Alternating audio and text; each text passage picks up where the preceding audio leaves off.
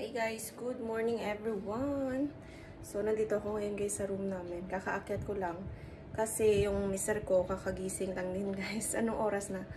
Alas 11 na. Ay, hindi, alauna na pala, sorry. Alauna na siya nagising, late na. Kasi nag-off siya ngayon. So ayan, nililinis ako ng room namin. Ito. Ang maliit naming room.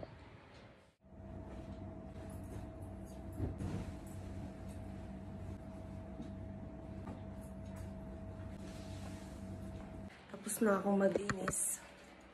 Tapos na akong maglinis dito sa room namin, guys. Alam nyo, yung kasal nung ng hipag ko, parang mauuwi siya sa love marriage. Alam nyo kung bakit? Kasi yung lalaki parang na-love at first sight dun sa hipag ko. Bihira lang sa history ng arranged marriage dito sa India na nagkakagustuhan ng lalaki at babae. Minsan, guys, mayroong mga conflict na maybe yung lalaki merong gustong iba, yung babae merong gustong iba, tapos ayaw nila sa isa't isa, ganun. Pero itong dalawang to, nung nagkita talaga sila guys, nag-click talaga sila. Naiyak nga ako nung isang araw. Kasi nga, ayun, ang sabi daw ng nanay nung lalaki, parang parang mauuwi daw sa love marriage yung kasalan, sabi ng ganun. Kasi na-notice daw yun yung anak niya. Parang na-in love daw dito sa hipag ko. Oh my God, guys. 'Di ba? Ang saya. Kasi alam nyo, dito sa India, kapag in-arrange marriage ka kasi, minsan hindi nila pinapakita yung, yung pinapakasal sa'yo. Yung magkikita lang sila talaga doon sa time na ikakasal na sila, sa wedding day nila. Pero meron namang pamilya dito guys na talagang modern na talagang mag-isip. Lalo na pag mga nasa city.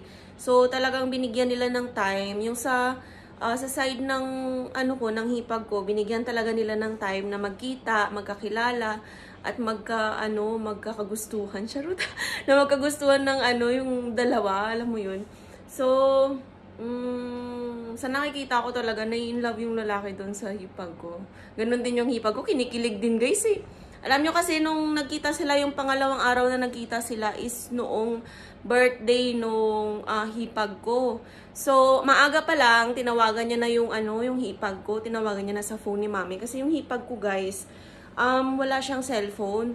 So, mostly dito, guys, kapag anak na babae, hindi talaga nila binibigyan ng cellphone. Kasi bawal dito yung magkaroon ka ng textmate, magkaroon ka ng chatmate, magkaroon ka ng Facebook account, Instagram account. Yun yung mga yung mga bata pa, yung mga dalaga ba guys, ganun. Hindi talaga ina-allowed ng family na ganun, yung maglandi-landi sila ba. Hindi kaya sa atin sa Pilipinas na 15 years old, 16 years old pa lang, sorry. 16 years old pa lang guys, ayan, may mga jowa na dito talaga guys sa may India. Kapag strict ang family, bawal ang jowa talaga dito. Unless nakatira ka sa city. Pero pag dito sa mga village guys, hindi talaga sila nagkakajowa. Kasi yung family talaga nila yung magbibigay ng lalaki para sa kanila. Para ipakasal sa kanila. So, ayun na nga, back to topic. So, tinawagan niya yung hipag ko, maaga pa lang na magkita daw sila kasi celebrate nila yung birthday. Tapos, hindi daw niya pinaalam dun sa family niya na makikipagkita siya sa hipag ko.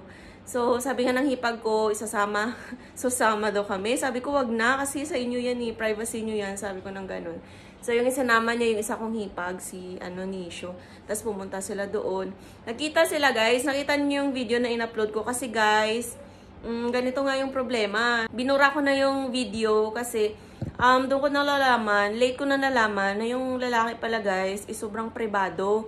So pala siya, wala siyang Instagram, wala siyang Facebook, ganun. So nahiya ako, so ganun. Sabi ng asawa ko, i-delete mo na lang yung delete mo na lang yung video para sa privacy nila. So ayun, yung iba nakita na nila yung lalaki pero yung iba hindi pa. So makikita niyo siya on wedding day na lang. Pero gwapo yung lalaki guys, gwapo siya, tapos mabait tsaka sweet. Nung nakita sila doon sa may kaarawan ng ng hipag ko, oy grabe, ang sweet nila. Tapos nag-blow siya ng cake, ganun. Tapos yung naregalo niya sa sa hipag ko is cellphone. So niregaluhan niya ng cellphone. Kasi sabi ko sa inyo, bawal yung cellphone dito guys. Hindi talaga binibigyan ng cellphone ng pamilya yung anak na babae na mga dalagingging ba. Kasi talagang pinagbabawal nila yung mag-chatmate sila, magjojowa-jowa, ganun. So, doon pa lang guys, nagkaroon ng cellphone, ng sariling cellphone yung hipag ko. Si-cellphone siya pero cellphone yun ni mama yung ginagamit niya. So, tuwang-tuwa naman siya guys. Tapos, ayun, kinikilig yung person. Yung iba dyan, yung nakakita ng video, kinilig din eh, diba? Parang hindi sila arranged marriage. Alam mo yung parang talagang nag-click talaga silang dalawa. So, sobrang happy ako sa hipag ko guys. Tapos, ayun. So, waiting tayo sa darating na kasal. Pinag-iisipan nila baka December or February, ganon. Depende.